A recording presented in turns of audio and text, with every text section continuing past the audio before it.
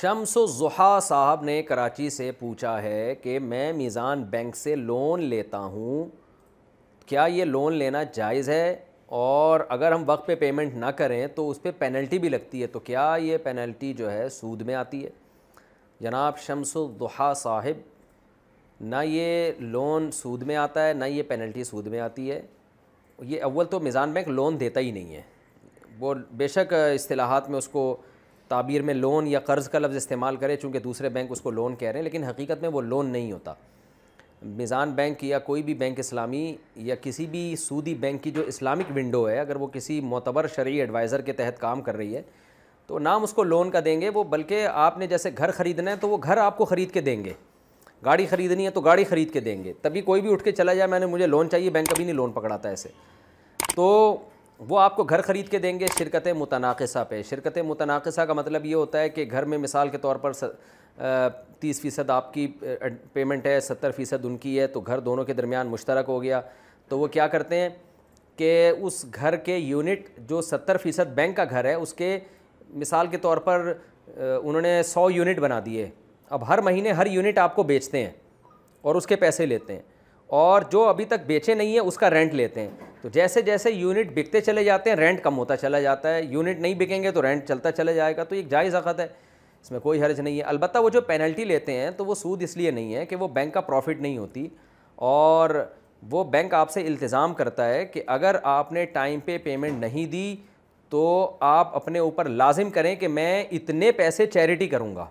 इमाम मालिक रहिमहुल्लाह ताला के नज़दीक ये जायज़ है कि आप ख़रीदो फ़रोख्त करने वाले को इस बात का पाबंद बनाएं, ख़रीदने वाले को, कि अगर उसने टाइम पे पेमेंट नहीं की है तो इतने पैसे वो गरीबों में सदका करेगा। इसको कहते हैं इल्तिज़ाम तसद्दुक़।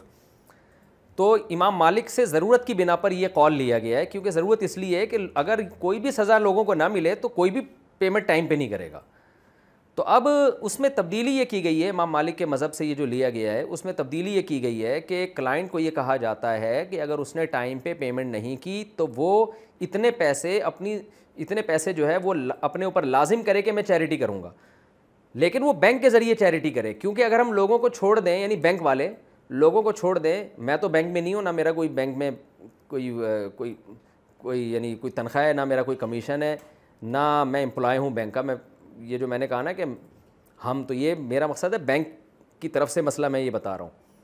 तो अगर वो यूँ करता है ना कि उसको अपने हाल पे छोड़ दिया जाए कि आप खुद ही गरीबों पे सदका कर दें, तो कोई भी नहीं करेगा।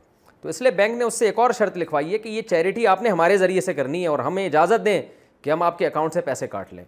तो इसलिए ये देखने में सूद लगता है, हकीकत में ये सूद नहीं है, क्योंकि बैंक के प्रॉफिट में नहीं है, और ये चैरिटी है जो इमाम मालिक के कौल से लिया गया और मजबूरी की वजह से। इसी वजह से स्कूलों में जो लेट फ़ीस है उस पर भी अब वो घर में डंडे तो आके मारने से रहे कि अब फ़ीसें दो हमें, या रिपोर्ट कराते फिरें थाने में, तो एक बड़े मसाइल हैं। तो इसलिए उलमा ने इसकी गुंजाइश दी है, भाई वो चैरिटी का एक निज़ाम बना के दिया है इमाम मालिक के कौल लेकर, कि जहाँ भी लेट फ़ीस की वजह से स्कूल को नुकसान हो रहा है, लोग फ़ीसें नहीं भर रहे, तो स्कूल पाबंद बनाएगा कि आप चैरिटी करेंगे और हमारे ज़रिए से करेंगे। फिर उस पर लाजिम है स्कूल पे या इदारे पे या इस्लामिक बैंक पे कि वो चैरिटी ही करे। तो हमने जब बैंकिंग के बारे में तहकीक की, 1 साल तक पढ़ा इस सिस्टम को, तो हमें जाके बाकायदा सर्वे किया, तो अल्हम्दुलिल्लाह इसका बैंकों में ख्याल किया जाता है।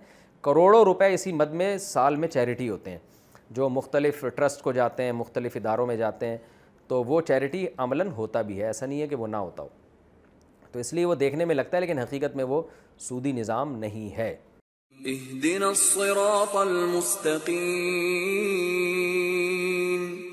हमको सीधे रास्ते चला